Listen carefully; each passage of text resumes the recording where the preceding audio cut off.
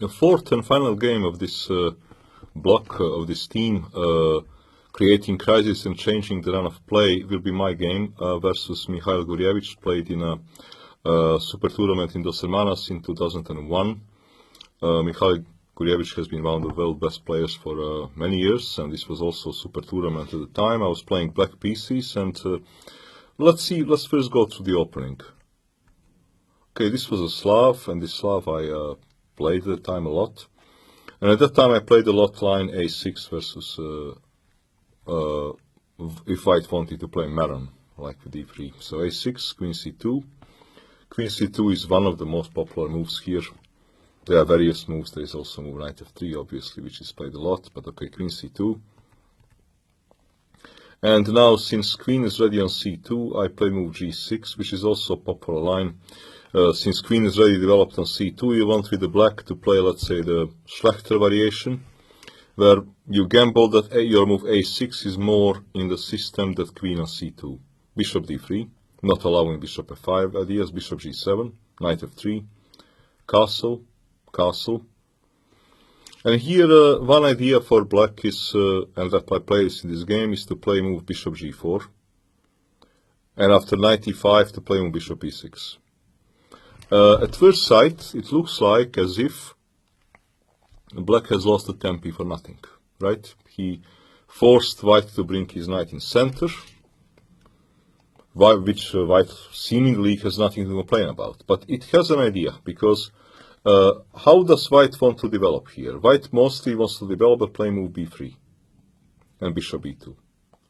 So forcing this knight in center.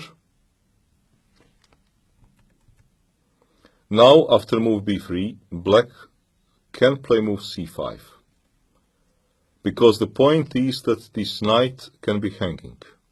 So c5, knight e2, takes, takes, knight c6, developing the knight, take, take. This was all my plan, and I thought this was kind of good, but white now changed his mind. He played with his bishop development, he played move bishop f4. Okay, which is a now fine move. Pawn structure has changed actually, because now since pawn structure has changed, what white would like to do is to maintain the pressure in center, and he has pawn majority on the queen side. So bishop f4. Here I probably did not react the best way. It is not easy to say what is the best thing to do, but I would say that probably the best move for black is move knight e7. To stop white from putting his bishop to e5 square. I did not really react the best. I played move knight h5, bishop e5. I don't even know why did I really play this move knight h5. It was really not the best move. Takes, takes, taking by bishop, which is a good move. Why? Because this isolated pawn is not really a trouble. Why? Because I have two weak pawns. So bishop takes c4. I played here move bishop f5. Queen c3. Now I realize my situation is, okay, it's not so good. I mean, I cannot take because he will take back and I have a horrible pawn structure. On the other hand, this knight cannot stay on h5 forever. So move like what I played a couple of moves ago here, knight h5, this move deserves a true question mark. I mean, this is really a lousy move. And I definitely need to play move knight d7, fighting for e5 square and keeping my bishop on g7. So after I played these mistakes, after I committed those mistakes, I went back, knight g3, bishop d7, rook fe1. Here I was very unhappy with my position, because white is having tremendous bishop, white is having way better pawn structure because I have those two weak pawns. This pawn on d4 cannot even be attacked. I do not have counterplay. position is, and now some psychological things next to the fact. This is exactly kind of position which versus Mikhail Gurevich you should not enter. Position where you have no counterplay, he has positional advantage and space advantage. All kind of advantages to, and better pawn structure. Kind of thing really what you need to avoid.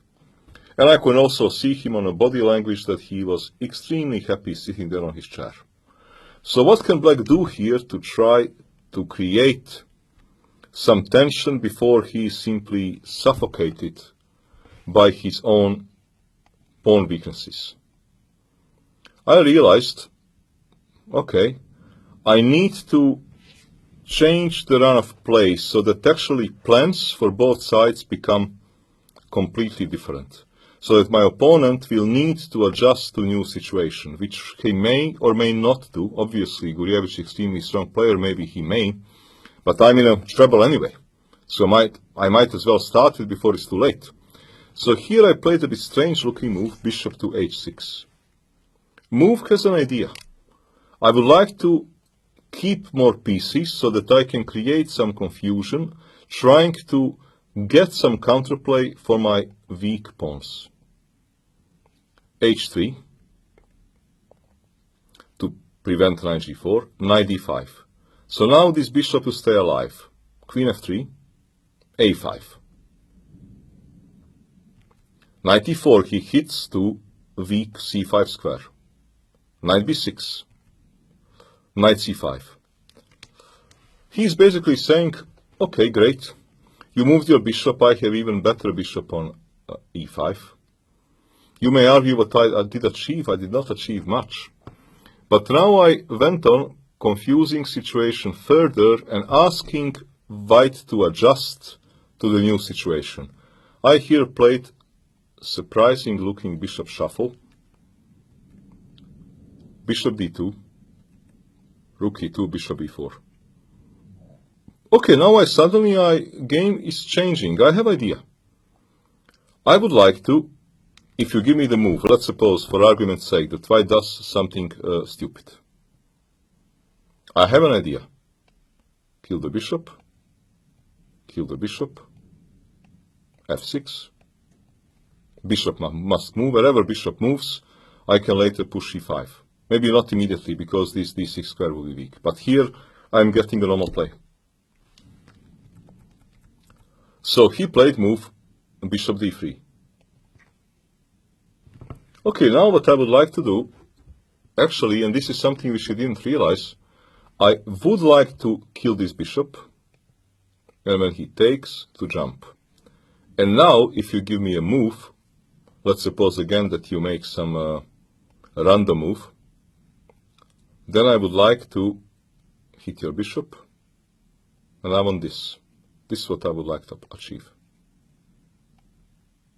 And the game is becoming messy, because white is having a pair of bishops, but my pawn minority is controlling, his pawn majority on the queen side, while my pawn majority on the king side will work.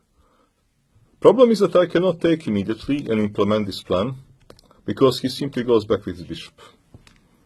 And my situation is not good, because if I play f6, implementing my plan, bishop b2, this knight is hanging. You cannot, by the way, take it immediately, obviously, because, grab a pawn, because you are under tempi, to drop a piece. So bishop b2, and now let's say bishop e8. Even this sacrifice is very dangerous. I get really lousy position.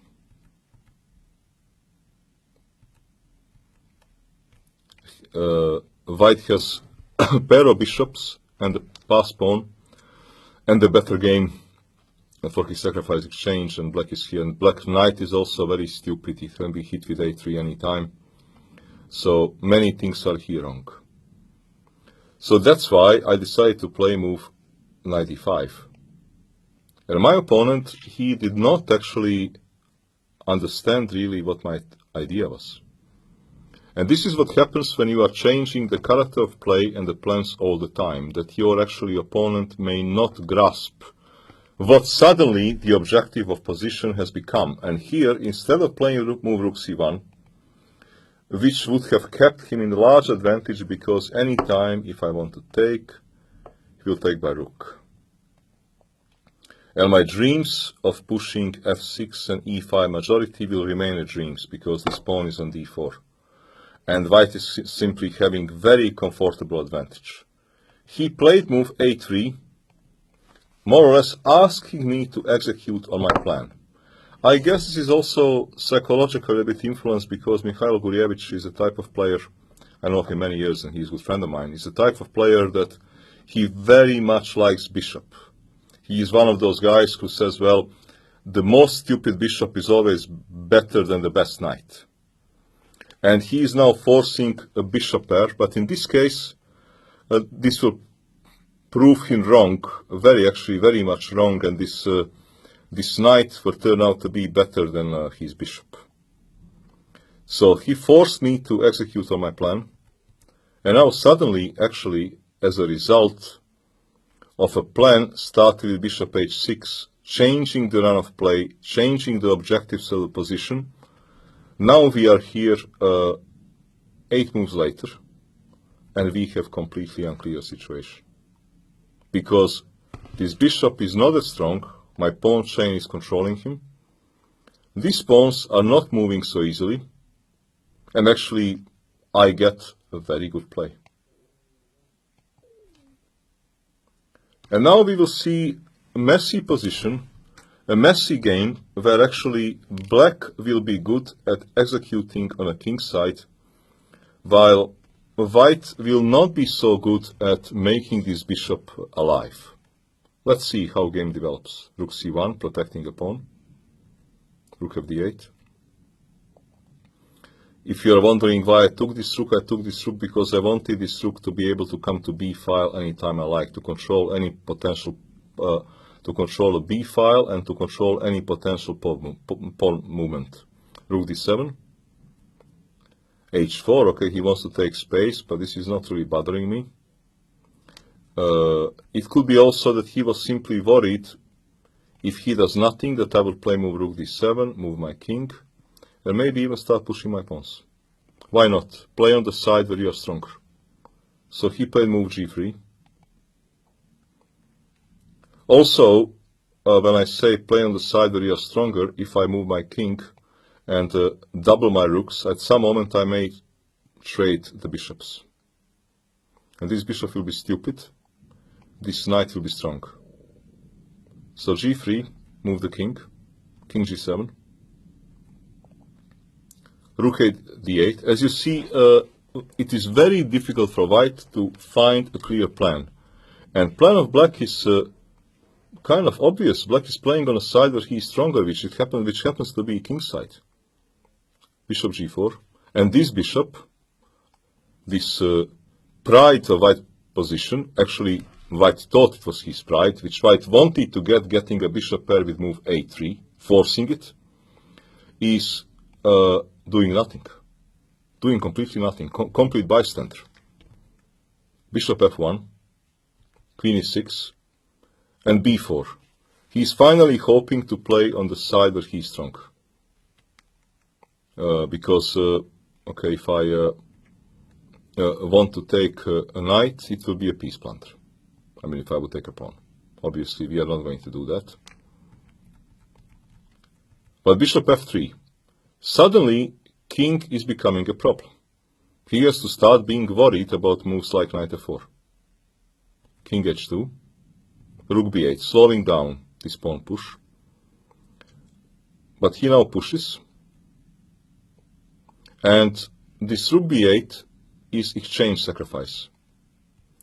Why is the exchange sacrifice good? Because after b5 takes, bishop moves. Obviously, I do not want to play such a move, because he will take and push, and I will end up losing material and the game.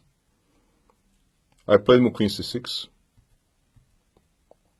takes, c6 pushing pawn, queen f5. Attackers and defenders. This king has 0 defenders. Well, what is the threat to reckon with? Well, threat is knight f4, obviously. c7, rook c8. Despite the fact that white is having material advantage, he is exchanged up and he pushed his pawn to c7, black is better. Why? Because white does not have entry points with his rooks. Black has a attack with knight f4 ideas, and this bishop is a dead piece. Rook c5, knight f4, queen f1 only move, and now just b4. White does not have too many moves, and black has a threat. We will see what the black's threat will be in this particular position. He here played move rook c4. Okay, rook c4 is a very sensible move.